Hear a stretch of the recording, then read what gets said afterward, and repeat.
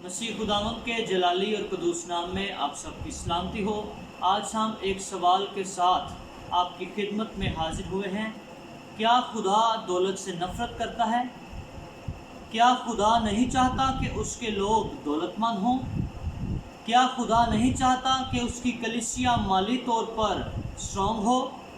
तो फिर क्यों मसीह खुदावंद ने मत्ती की इंजील उसके 19वें बाब के अंदर ये कहा कि ऊँट का सुई के नाके में से गुजर जाना इससे आसान है कि दौलतमंद खुदा की बादशाही में दाखिल हो? क्या खुदा दौलत से नफ़रत करता है? तो यकीनन खुदा दौलत से नफ़रत नहीं करता, बल्कि खुदा उस रवैये से नफ़रत करता है जो दौलत के बाद हमारी ज़िंदगी में आ जाता है, या खुदा उस रवैये से नफ़रत करता है जिसके ज़रिए से हम दौलत हासिल करते हैं। जब हम खुदा के कलाम में से दौलत के बारे सीखते हैं तो अमसाल की किताब 13वें बाब की 11वीं आयत में लिखा है, जो दौलत बतालत से हासिल की जाएगी कम हो जाएगी। यानी ऐसी दौलत जो झूठ से, फराड से, लालच से, दूसरों का नुकसान करके हासिल की जाती है, खुदा उस दौलत के ख़िलाफ़ है। और फिर अमसाल की किताब 23वें बाब की 5वीं आयत में लिखा है, क्या तू उस चीज़ पर आँख लगाएगा जो है ही नहीं? क्योंकि दौलत यकीनन उकाब की तरह पर लगाकर आसमान की तरफ उड़ जाती है।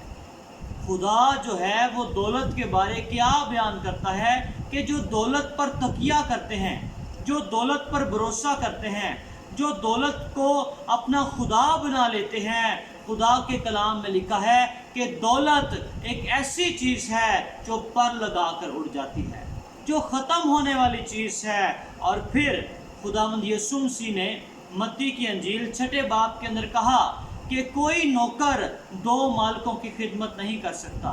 हम या खुदा की खिदमत कर सकते हैं या दौलत की खिदमत कर सकते हैं। इसलिए खुदा उस रवैये के ख़िलाफ़ है।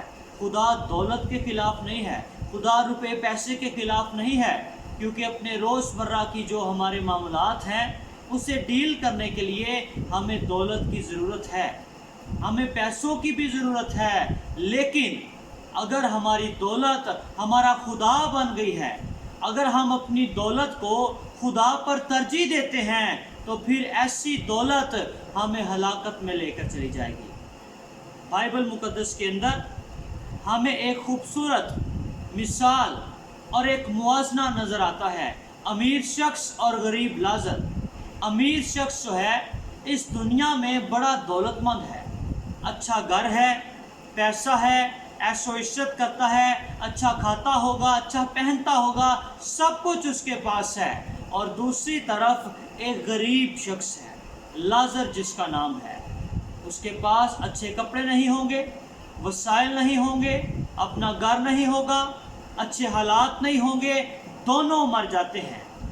लेकिन कलाम फरमाता है अमीर शख्स जो है वो जहन्नम की आग में चला जाता है, लेकिन लाज़र जो गरीब है लेकिन ईमान की दौलत से भरा हुआ है, फरिश्ते उसे उठाते और बाप अब्राहम की गोद में ले जाते हैं, आसमान की बादशाही में उसे ले जाते हैं। इसलिए मेरे अजीज़ों, हमारी दौलत हमें खुदा की बादशाही में नहीं लेकर जा सकती। अगर कोई हमें खुदा की बादशाही में लेके जा सकता है तो वो यीशु नाम है। यीशु मसीह ने कहा, राह, हक और ज़िंदगी मैं हूँ, कोई मेरे वसीला के बगैर बाप के पास नहीं जा सकता।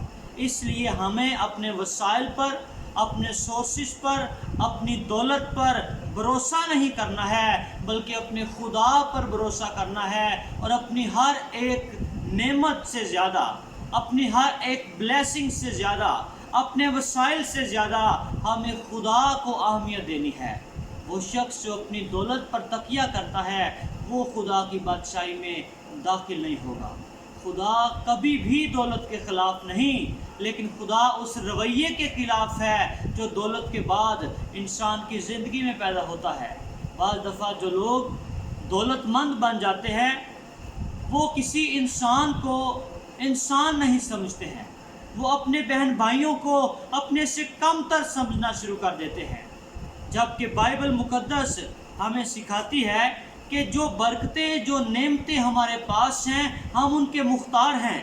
पतरस के खत के अंदर पहला पतरस चौथे बाब की 10वीं आयत हमें ये बताती है कि जो नेमतें खुदा ने हमें बख्शी हैं, हम उनके मुख्तार हैं।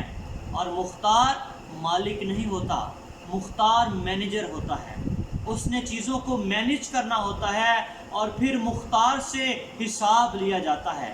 इसलिए मेरे अजीज़ों, जो ब्लेसिंग्स खुदा ने हमें बख्शी हैं, हम उनके मुख्तार बने, हम उनके मालिक ना बने, क्योंकि मालिक खुदा है। और फिर बाइबल मुकद्दस हमें क्या सिखाती है? अमसाल की किताब 27वें बाब की 24वीं आयत के अंदर कि दौलत सदा नहीं रहती और ताजोरी जो है वो पुश्त दर पुश्त कायम नहीं रहती है। ये दौलत, ये पैसा, ये शोहरत, ये नाम, सब कुछ ख़त्म हो जाना है। इसलिए मेरे अजीज़ों, हमें अपनी दौलत पर इक्तफ़ा नहीं करना है, बल्कि हमें खुदा को अव्वल दर्जा देना है, उसकी बादशाही, उसकी रास्तबाजी की तलाश करनी है।